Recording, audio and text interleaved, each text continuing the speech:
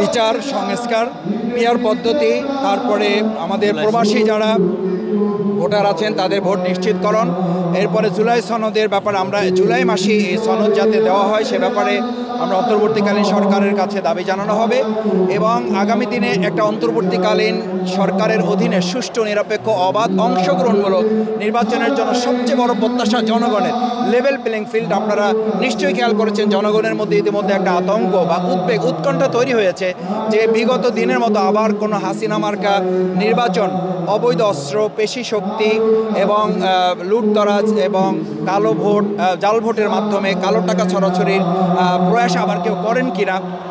বিশেষ করে গত কয়েকদিন আগে আমাদের গোপালগঞ্জের একটা রাজনৈতিক দলের যে পদযাত্রা ছিল সেখানে যে ন্যাক্কারজনক হামলা হয়েছে এর কারণে উদ্বেগ আরও বৃদ্ধি পেয়েছে যে প্রশাসনের নিরপেক্ষ ভূমিকা আদৌ একটা জেলা যদি তারা নিয়ন্ত্রণ করতে না পারেন, একটা প্রোগ্রাম যদি তারা শান্তিপূর্ণ করার দায়িত্ব নিতে সক্ষম না হন, তাহলে 300 আসনে যেখানে নির্বাচন হবে, হাজার হাজার কেন্দ্রে যখন ভোট হবে সেই ভোট কেন্দ্রগুলো নিরাপদ করা, জনগণের ভোট নিরাপদভাবে দেওয়ার দায়িত্বটাই সরকার আসলে পালন করতে পারবেন কিনা, সেই লেভেল প্লেইং ফিল্ড এবং অংশগ্রহণমূলক অবাধ সুষ্ঠু নিরপেক্ষ নির্বাচনের দাবিতে মূলত আজকের সমাবেশ।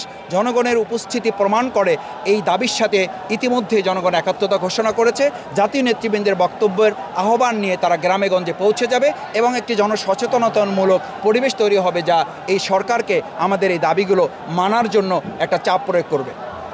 একটা ছোট্ট প্রশ্ন, সেটা হচ্ছে আজকের এই সমাবেশকে কেন্দ্র করে আপনারা প্রায় বাংলাদেশের প্রায় সকল দলকেই দাওয়াত দিয়েছেন এবং কি পরিমাণ দল এখানে অংশগ্রহণ করতেছে অতিথি হিসাবে? আমরা আর কিছুক্ষণের মধ্যে আপনারা লক্ষ্য করবেন আমাদের এই সমাবেশের সম্মানিত সভাপতি ডাক্তার শফিকুর রহমান আমিরে জামাত মানবিক বাংলাদেশ বিনির্মাণের যিনি প্রত্যাশিত কারিগর, তিনি সভাপতিত্ব করবেন এবং সকল জাতীয় রাজনৈতিক নেতৃবৃন্দ যারা আছেন তারা এখানে আসবেন। আমরা তাদেরকে আমন্ত্রণ জানিয়েছি। আমরা আশা করছি ইতিমধ্যে অনেক নেতৃবৃন্দ এখানে এসছেন, ওলামায়ে কেরাম নেতৃবৃন্দ এসছেন, বিভিন্ন দল মত পথের ফ্যাসিস্ট আন্দোলন বিরোধী আন্দোলনের সাথে যারা আমরা একসাথে রাজপথে ভূমিকা পালন করেছি। আপনারা খেয়াল করেছেন কখনো কখনো আমরা এক মঞ্চে আন্দোলন করেছি, কখনো কখনো আমরা যুগপৎ আন্দোলন করেছি। সুতরাং এখনকার প্রেক্ষাপটে এটা খুব স্বাভাবিক যে যুগপৎ আন্দোলনের অংশ হিসাবে এখন হয়তো দেখা যাবে যে আমরা একই দাবি নিয়ে ভিন্ন ভিন্ন মঞ্চে কথা বলা হচ্ছে। তবে আমি আশা করছি সকল ফ্যাসিস্ট বিরোধী আন্দোলনে যারা লড়াই করেছি আমরা একসাথে, তারা সবাই আজকে এখানে উপস্থিত হবে।